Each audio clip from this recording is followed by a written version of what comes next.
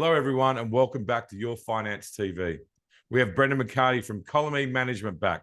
He's fought off the lurgy and is here to give you his views on markets for this week. Welcome back, Brendan. Are you feeling better? Much better. Ready to chat. All right, we have some great names reporting again this week, and we're going to dig into Disney and AirBNB. And in Love It, Like It, Leave It, we're going to focus on Under Armour, Rivian, Occidental, Roblox, JD.com, and Yeti earnings. We're also going to dig into this week's CPI report, Bitcoin, gold, or stocks, what you do with oil. Before we kick off, don't forget to click on that subscribe button and like button. Numbers are growing every week. Thank you very much, everyone. Okay, that dirty word inflation is going to be bandied around this week with the April CPI report coming out Wednesday. The forecast is for a 0.3% month-on-month increase and 5.5% year-on-year gain. Can this report finally give us an indication that the Fed is done with rate hikes? Brendan, I'm not sure if you saw Powell talking on Thursday, but he was not instilling me full of confidence on multiple fronts. Good old Mr. Transitory already missed the boarding call for inflation and is now saying that the US banking system is now sound and resilient. It's a little lot, Brendan, but how do you feel we are placed right now on interest rates and regional banks? So have you ever felt like you're building a puzzle and you just couldn't find the piece that would finish the puzzle? Yeah. I think Powell is in that point where they have micromanaged literally everything. Like they raised rates stupidly, too aggressively, thinking that would hurt inflation when all it does is hammer away at demand, which eventually just decides, all right, if you're going to charge us 6%, we're still going to, go buy stuff at 6% versus 2% or 20% a credit card versus like 9%, whatever it might be. The Fed has gone on this rampage, and we've all known that the Fed always screws things up. They always screw up the economy. They do not have a good record of fixing anything. They're always behind the curve. Well, I think Powell was at the point where in the oh crap moment, I can't find the last piece of the puzzle because the banks are now having trouble. So he jacked rates so far up that he caused inversions all over the place. Well, the banking system works on curves, right? Borrow short, lend long. That's how they become profitable. That's how they become strong. Instead, he just decided, I'm going to attack lending because lending is the problem. So I'm going to jack up rates to the moon.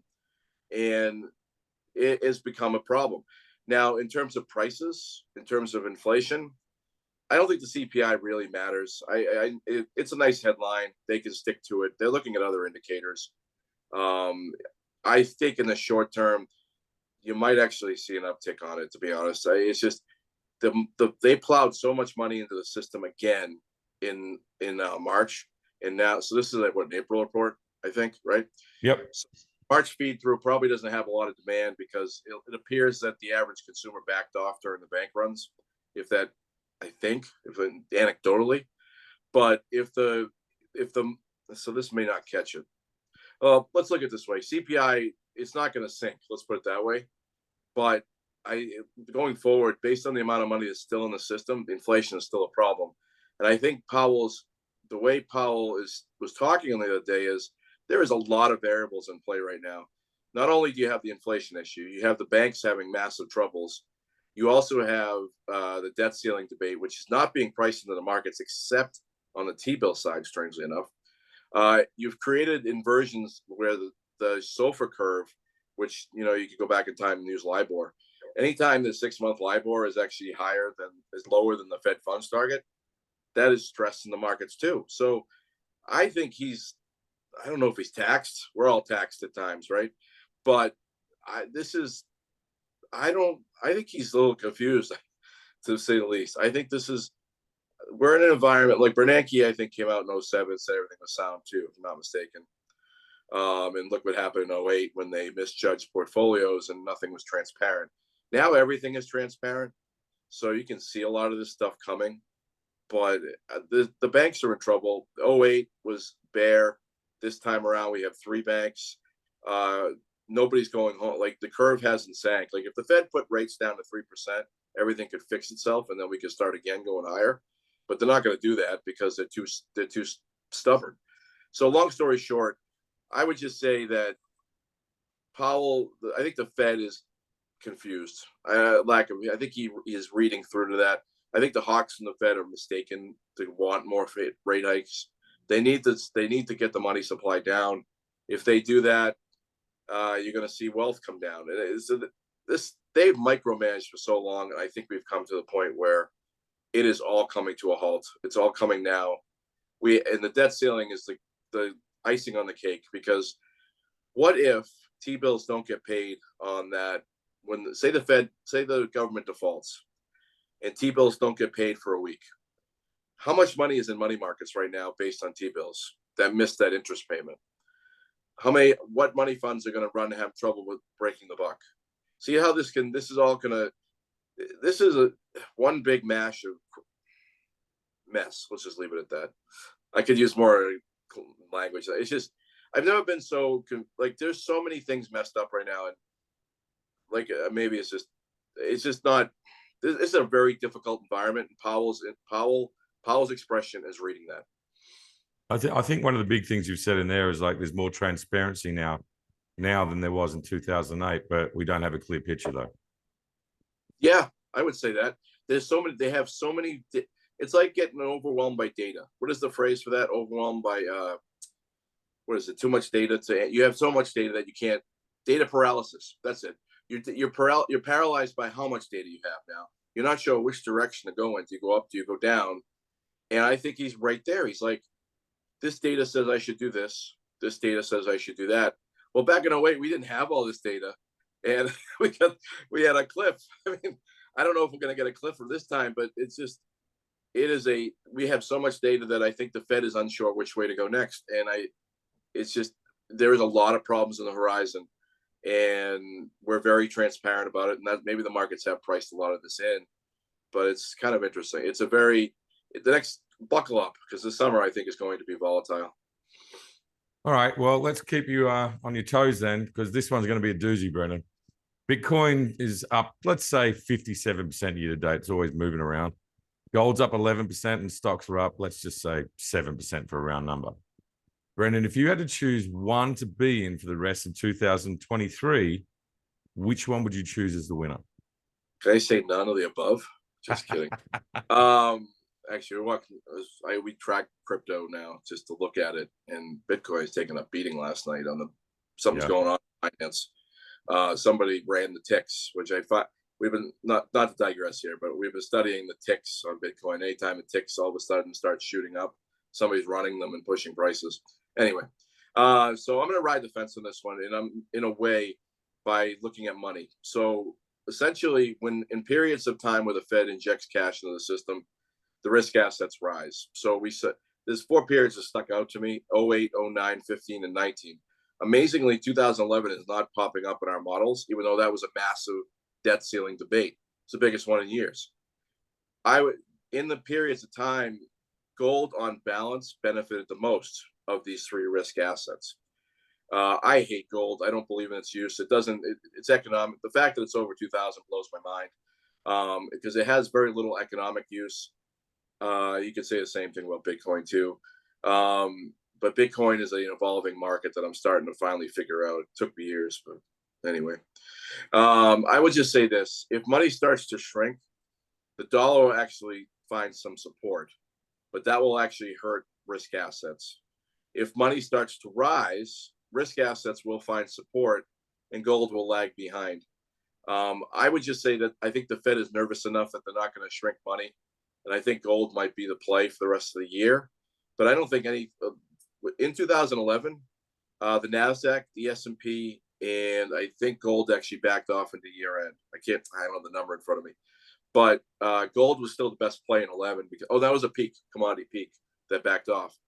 I would just say that if we're playing out like 11, risk assets will flatline, because if the dollar has trouble, that's going to cause flows to liquidity issues. So amazingly, I'm in the gold camp. I would say that I would hide out in money markets in this environment I don't think I can buy Bitcoin up 50. I don't think I can buy anything that's up 57% through 4 months, to be honest.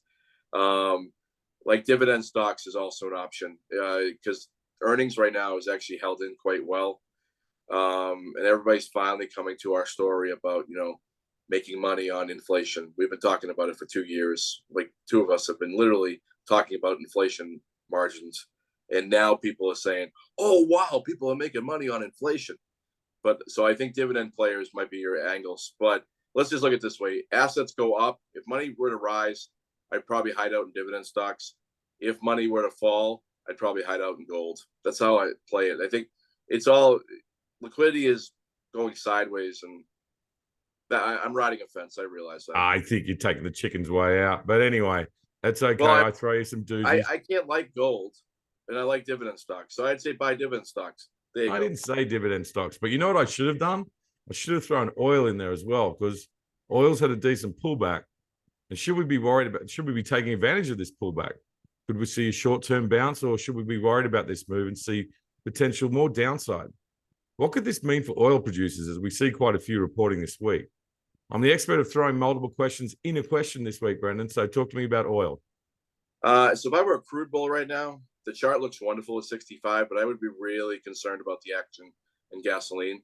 We're in the period of time where gasoline basically dictates the direction of West Texas, which incidentally will just drive Brent. I know they say Brent drives West Texas, but not at this time of year. Gasoline has been falling. Strangely enough, you're not seeing it around here at our pumps. Like on balance, the national retail should be about 310 right now for gasoline. I saw 375 yesterday. So I'm not sure what's happening around the Northeast. But if you were to look at gasoline in general at this time of year, if it is falling through May, oil doesn't tend to have a good summer, which we've seen hedge funds storm in at 65 bucks and buy it up twice.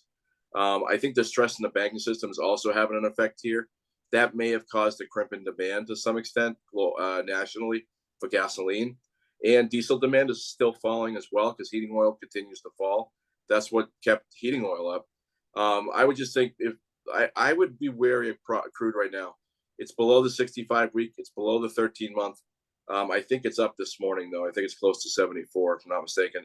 I would just watch 70. I think it's 76 and above, and then 80 above. Those are two levels to watch. I think if we're to climb past those, you could say double bottoms in place, and this thing's going to run. But the way gasoline is trading right now, I wouldn't be that optimistic. I think it's a warning sign of something's playing out. I know we drive less these days, but in 08, gasoline started to back off right before crude spiked. Remember Goldman Sachs $150 call for crude? I think crude spiked on that call, but gasoline was falling at the time. It's a warning sign. There's something going on, even with all the fighting in Russia, in Ukraine. I'm sorry, now in Russia because they've been taking it to them. But I would just be wary at the moment. I know the charts look good, 65 double bottom, but it needs to get through the 75, 76, 65 week. And if it really wants to put in that double bottom and get through 80, I can see it skyrocketing. But gasoline is sending a signal that we should all be wary of. Yeah, we talked about this on the show on Friday with hub.com, and Rob Roy's was giving comments, and it's very similar thoughts to you on the oil price there. All right, let's move into earnings. We're looking at AirBNB on Tuesday, and they're released after the close. And I'm looking forward to seeing if the travel bug has caught on here as well. Cruise lines took off last week on the back of Royal Caribbean numbers. Airbnb has had a nice move from its lows, but still well off of its highs. Brendan, are people traveling and just staying at hotels more now? Or are we sleeping on a nice little surprise here for earnings? So Airbnb is interesting. There's somebody was talking about, so back in my day as an AirBNB landlord of one big giant condo, I got a nice rundown of the Airbnb world before most people did. I was in it. I was using Airbnb. I was using HomeAway too. But when we came out of 2012, we had great demand. There was low supply. Like we had low supply for units, so lots of people coming to us. We were constantly raising prices. Costs were remaining easy. So our cleaner was, I don't remember what she was at the time, but she was low. Then 2015 rolled around, and all our costs started rising, and all the supply started rising, and demand, and all of a sudden you had price wars, and you had lots of competition. Airbnb seems to be at that juncture right now. They don't have enough supply, but demand is not outstripping supply, which is fascinating. You say that people are going to hotels more. I think that is actually a factor. I think hotels have become relatively cheaper because if you ever, you've used Airbnbs, you've seen the cleaning fee is always attached to the outside. You notice that, right? Like they're like, oh, we're not going to charge more for our fee because we're going to put the cleaning fee on the outside. It's some stupid old trick that we all used to do. It's like because it makes your fees look better. I look at it like, it's the average cost. Seriously, we don't fall for that anymore. But I think Airbnb has hit a supply and demand plateau, and I think their costs are higher, relatively speaking, to the hotels. And I think hotels are seeing better demand. That doesn't mean Airbnb is going to report bad numbers because they're probably going to be okay. It's the growth side, though. So I bet you the existing numbers will be fine, but it's the outlook what everybody gets into. Everybody gets a little worried about if they outlook for the summer. So one of the biggest things for summer rentals was those rentals started picking up in January, February. That's when people would come to me and say, I want to rent your place for the summer. Well, it wasn't March. So like by March was around, most people had already rented their place for the summer. So if the banking issues shouldn't come into play here unless people are booking vacations later. And that's a key variable here. So Airbnb, their outlook from March, the discussion on March will be interesting because bank runs always stress everybody out, even if your bank is not being run. You'll just pull your money back and stop spending because you're afraid your bank will start getting a money run on it. So for Airbnb, I think the market is actually worried a little bit. They've been slowly but surely taking the stock higher, but it's been running into the same resistance over and over and over again. I think investors were a little concerned about what the outlook is for the current because they're having an issue developing more supply. And look at the airlines; they couldn't get more planes in the sky, and revenues plateaued. Airbnb might be running into the same sort of thing because people can't go out and buy a vacation home right now. It's awfully expensive to do so. Relatively speaking, I mean, I bought my unit at I think a 3% floating rate back in 2012. What a floating rate in a vacation home right now must be 6-7% at least. At least. At least that's just for like AAA rated credit, right? Yeah. So if you get charged 9% on your vacation home, how much rent do you need to charge to pay that off? A lot of money, and that's feeding through the cost, which makes Airbnb more expensive relative to the hotels. So I think that is a very big deal that will be discussed. I don't know how it's going to come out. Royal Caribbean has been talking about a spike in demand for the last 6 quarters. I'm surprised the market hasn't seen it. I mean, they keep talking about it. Demands look good. Future bookings look good. I don't know if the market was looking for Royal Caribbean to lose a lot of bookings, but they kept telling us all that demand looked good. So I don't know. I think this will be a very telling report because if they can say, all right, we're not seeing a plateau. We got more supply. More supply in a high price environment means more revenue, more fees for us. Who cares about those selling on our platform? We just make the fees. So we'll see how it goes. Well, yeah. And also for viewers, something to note there, options are pricing in an 8.9% move. And last week on May 1st, there was a big purchase and put contracts, the 115s, over 5,000 contracts are purchased and they expire on Thursday. So just to bear that one in mind as well, because Airbnb pre-market is looking just under 120, 119.90. So yeah, actually 122. The weekly chart looks like a loaded spring, one way or the other. It's a triangle, and it's slowly but surely lower lows, lower highs, and it's narrowed big time. I think the market is getting ready for a breakout, and they think the news will be good. Maybe they break it out. The initial news is good, and then they see the outlook stinks, and then they take it back into the range. I don't know. We'll see how it goes, but it's a fascinating business, and it's a great read on. I wondered when inflation was going to finally impact them, and you're seeing inflation not only in the purchase price, but you're seeing it in costs. I don't know when that comes to roost. Well, talking about inflation, this will be another one where it sort of factors in is Disney. They report Wednesday after market. Brendan, you and I have had streaming discussions many times, and I look forward to many more of those. But streaming will be a big topic again with these earnings. Theme parks might be bigger, though, as the focus of the fight with Florida continues. Is it driving customers away, or does the travel bug just keep the tourists coming in? One thing that people could be sleeping on is the failure to renew the Indian Premier League rights. For those of you who don't know what the Indian Cricket League is, or IPL, it's basically a best cricket players in the world come to India for about 2 months, 3 months, and play in this event. It's nearing 500 million viewers a season, so a very big marketing opportunity for Disney, which is now going to disappear. Brendan, will Disney manage to break back over $100 with conviction from these numbers? Disney's in transition, I think.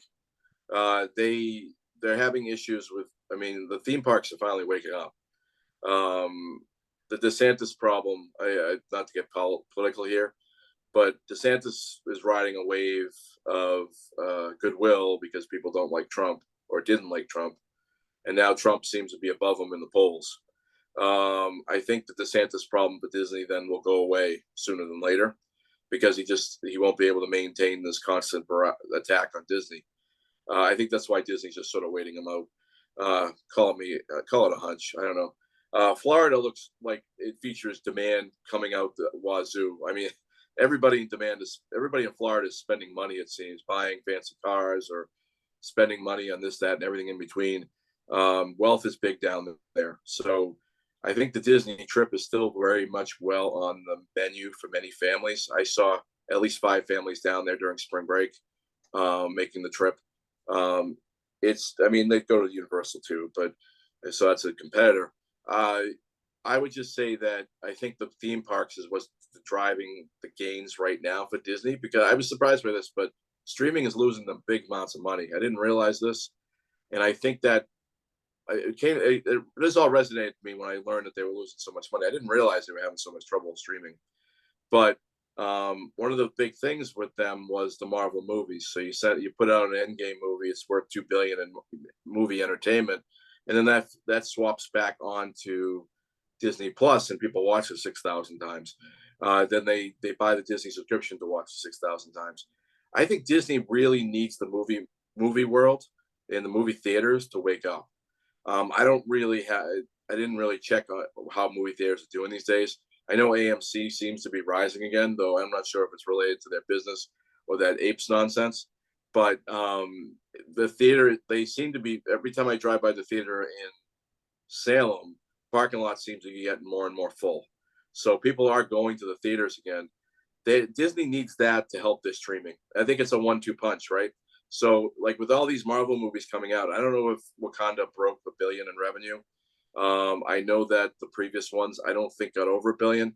The opening weekend of Guardians did $50 million, but that's not $1 billion. Disney needs that to get their streaming going. Netflix, on the other hand, so we've battled on Netflix many times. Netflix doesn't need that, and this is where it resonated to me.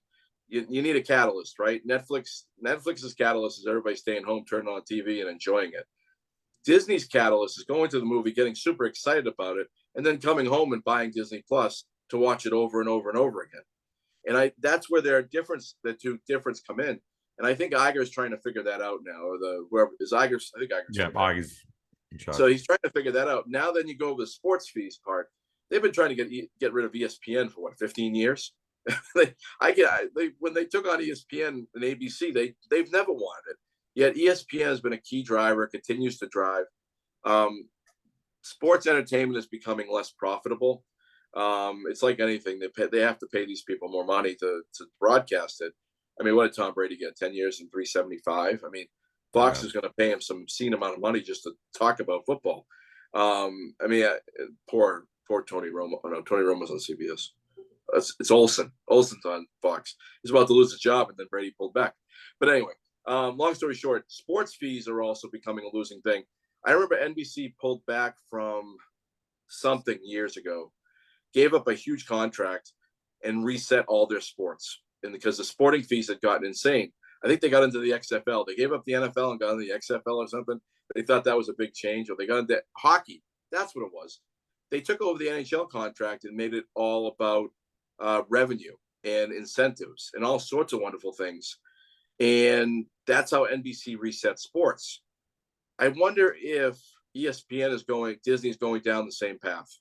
I wonder if they're trying to reset the sports contracts by being a big player and pulling back. Like giving up on this cricket, 500 million viewers is nothing to sneeze at. Of course, it all comes down to ad rates and who's advertising on that. And maybe the 500 million doesn't mean much to advertisers. and maybe those 500 million viewers don't have money to spend. That could be in play. But at what point have we hit sports saturation? And I wonder if Disney is figuring that out. Last thing with them is Hulu. I can't believe how bad Hulu is. I thought Hulu was actually pretty good.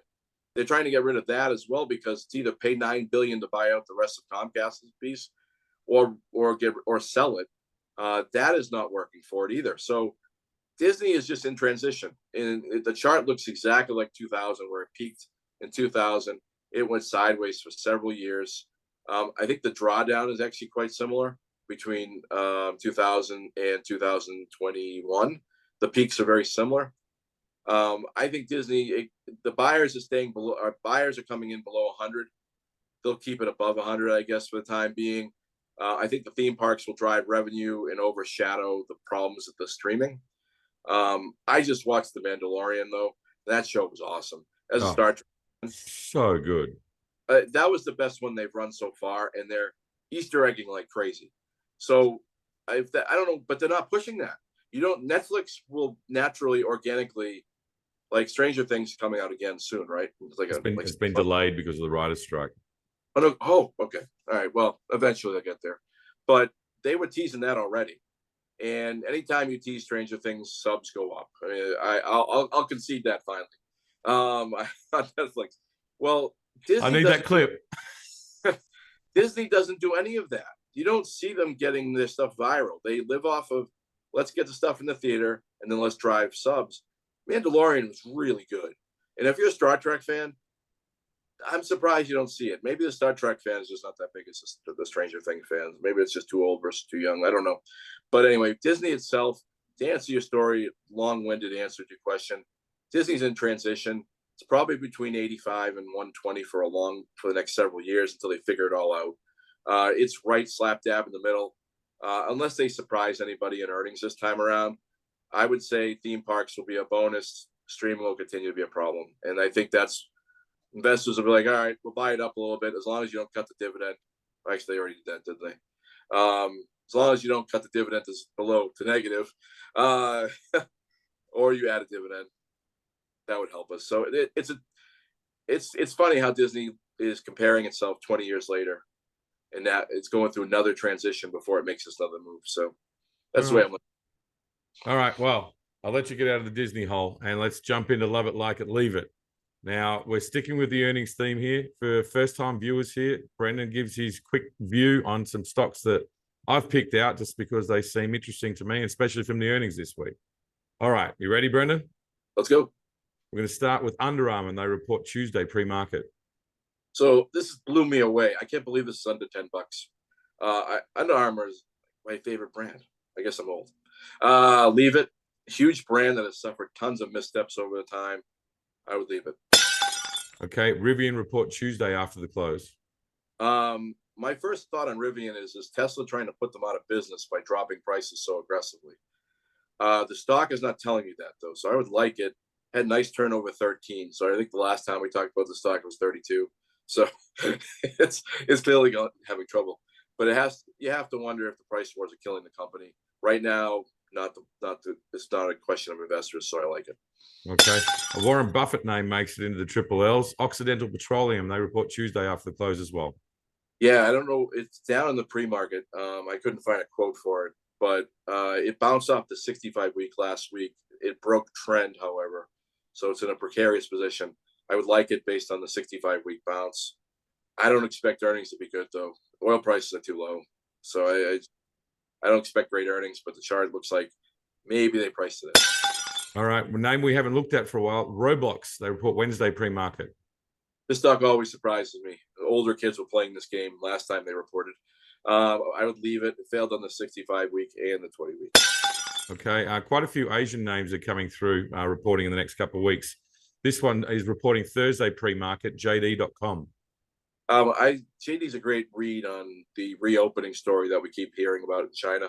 I would leave it stuck at resistance around 37. This chart looks like AirBNB right below resistance. Good news might break it out, but right now I'd leave it because below resistance at 37. Okay, and the last one we're looking at is usually they come out big this time of year is Yeti. They report Thursday pre-market. I love my Yeti cooler. I think it's the greatest thing. It keeps my coffee cold, hot for like 2 hours. I mean, the thing's amazing. It's not the reason to own the stock that you like coffee, but I like the stock. The chart had a nice move last week. The coming into earnings, it's on fire. Broke through the 20-week, nice turn on 35 earlier in the year at support. I think it wants to run at the 65-week, get back to the mean revert, so to speak, and then decide what's next. Brendan, thank you so much for your time this week. I'm glad you're off your sick bed and back and fighting fit for us all. And long-winded as ever. All right, you have a great week, and everyone else out there, good luck investing.